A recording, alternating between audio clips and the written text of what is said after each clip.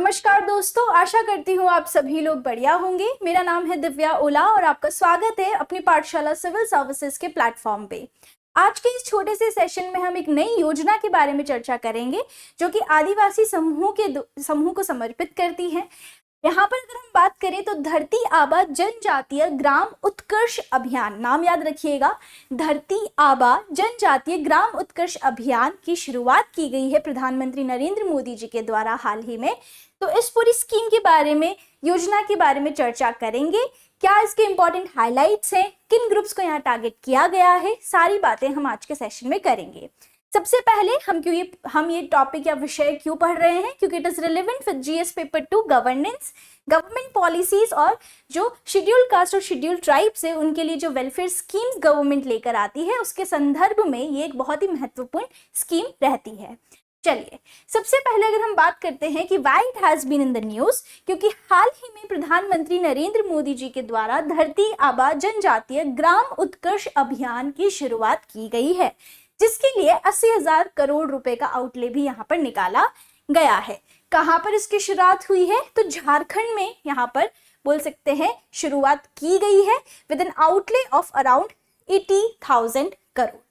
सबसे पहले अभियान के अंदर कौन कौन लाभार्थी होंगे, इस अभियान के तहत कितने लाभार्थी रहेंगे, कौन कौन इसमें हिस्सा ले पाएंगे। तो ये जो आपका अभियान है ये सारे 30 आपके राज्य और केंद्र शासित जो प्रदेश है इन्हें कवर करेगा। इसके तहत 63,843 मतलब करीबन 63,000 गांवों को कवर किया जाएगा, जिसके अंदर 5 करोड़ से ज्यादा आदिवासी लोगों को यहाँ पर लाभार्थी बन पाएंगे। इसके अलावा अगर हम बात करें तो 30 राज्यों और केंद्र शासित प्रदेश के 549 जिले और 2,911 ब्लॉक्स जो हैं वो कवर किए जाएंगे। तो आपको ये याद रखना है कि कितने विलेजेस कवर हैं और कितने लोगों को मुख्य तौर पे यहाँ पर लाभ मिलने वाला है, राइट। तो सबसे पहले तो ये इंपॉर्टेंट हाईलाइट रह गए।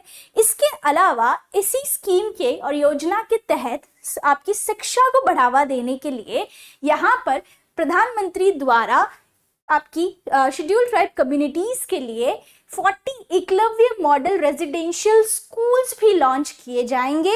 कहाँ पर 2800 करोड़ का यहाँ पर बजट निकाला गया है। 25 आपके बोल सकते हैं फाउंडेशन स्टोन यहाँ पर ऑलरेडी मतलब स्थापित हो चुका है, इनॉग्रेशन हो चुका है 25 एकलव्य मॉडल रेजिडेंशियल स्कूल का, और कुल 40 यहाँ पर एकलव्य मॉडल रेजिडेंशियल स्कूल बनाए जाएंगे।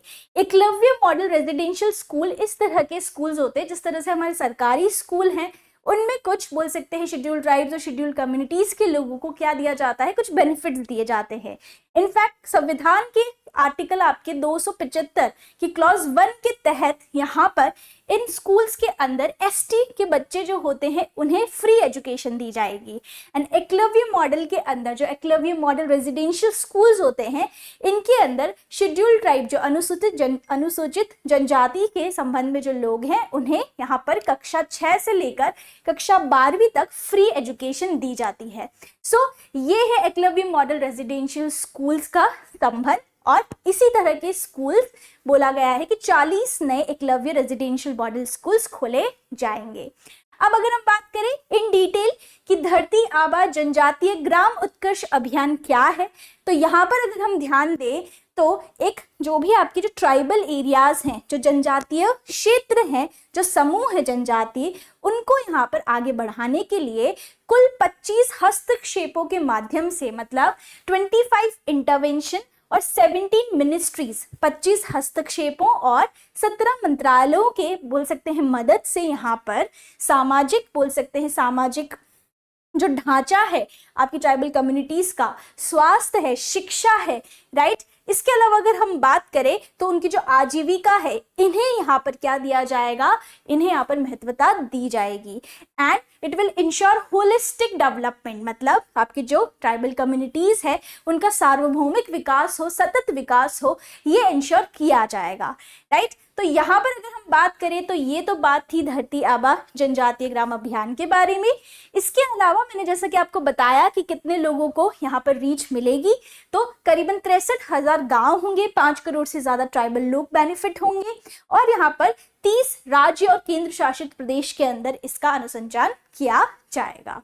इसके आगे अगर हम बात करें तो क्या प्लानिंग है और क्या गोल्स रखे गए हैं, मतलब क्या उद्देश्य है, ठीक है, किन किन गोल्स को यहाँ पर सरकार पूरा करने वाली है। तो 25 हस्तक्षेप होंगे, 17 मिनिस्ट्रीज मंत्रालय अलॉट किए जाएंगे अलग अलग कार्यों को करने के लिए, और हर एक मंत्रालय और जो विभाग होगा वो रिस्पॉन्सिबल होंगे स्कीम को इम्प्लीमेंट करने के लिए, राइट। और जो भी फंड्स अलोकेट किए जाएंगे वो बोल सकते हैं अनुसूचित जनजातियों के लिए जो विकास कार्य योजना है उसके तहत यहाँ पर अलोकेट किए जाएंगे, जिसे हम development action plan for scheduled tribe भी कह रहे हैं। तो कुछ इनलाइन मिनिस्ट्रीज हैं, और यहाँ पर अगर हम बात करें तो there are some intermediaries interventions जिसके थ्रू ये सब अभियान में जो भी हमारे गोल्स है उन्हें हम पूरा करेंगे। अब बात आती है कि मुख्य तौर पर गोल्स कौन कौन से हैं, राइट, विजन क्या क्या है। तो यहाँ पर जो मेजर गोल्स हैं उन्हें 4 तरीके से डिवाइड किया गया है। सबसे पहला गोल है डेवलपिंग इनेबलिंग इंफ्रास्ट्रक्चर, मतलब एक बहुत ही मजबूत बुनियादी ढांचा विकसित करना। वो कैसे किया जाएगा, तो सबसे पहले इसके तहत यहाँ पर जो भी अनुसूचित जनजातियां हैं उन्हें यहाँ पर पक्का हाउस, सबसे पहला पॉइंट क्या है कि यहाँ घर दिया जाएगा, पक्का घर दिया जाएगा, किसके तहत, पीएम आवास योजना ग्रामीण के तहत, राइट। और जल जीवन मिशन के तहत टैप्ड वाटर, मतलब जो सीधा नल से आपका पानी आता है, इसकी सुविधा दी जाएगी, और इलेक्ट्रिसिटी सप्लाई, मतलब बिजली का आपको यहाँ पर सप्लाई मिलेगा।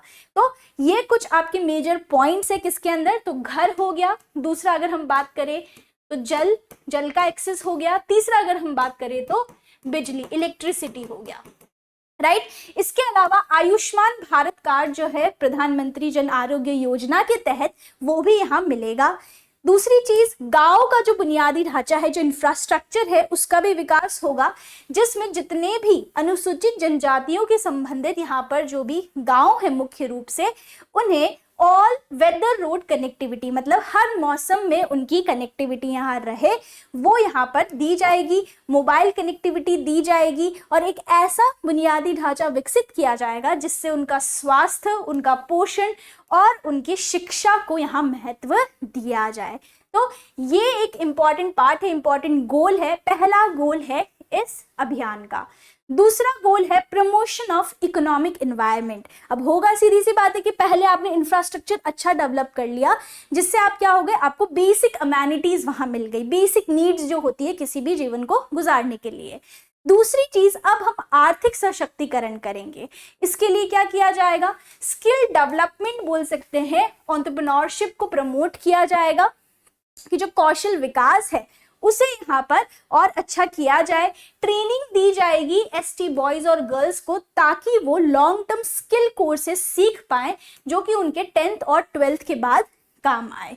इसके अलावा ट्राइबल मल्टीपर्पस मार्केटिंग सेंटर भी खोले जाएंगे, जिससे वो, जैसा कि मैंने आपको पहले भी एक बार न्यूज़ में बताया कि जनजातियों के ट्राइबल होम स्टेज को डेवलप करने के लिए सरकार ने कुछ अमाउंट एलोकेट किया है, तो उनकी मार्केटिंग के लिए यहाँ पर ट्रेनिंग सेंटर्स खोले जाएंगे, एनिमल हस्बेंड्री की मार्केटिंग के लिए और फिशिंग की मार्केटिंग के लिए। तो इस तरह से जो वो काम, जिन कामों में वो ऑलरेडी इंगेज्ड है, उनमें भी वो और मतलब बहुत ही अच्छे रूप में, अच्छे तरीके से उसमें सशक्त हो पाएंगे। तो स्किल डेवलपमेंट, कौशल विकास, ये दूसरा इनका मेजर गोल रहा है। तीसरे की बात करें तो यूनिवर्सलाइजेशन ऑफ गुड एजुकेशन।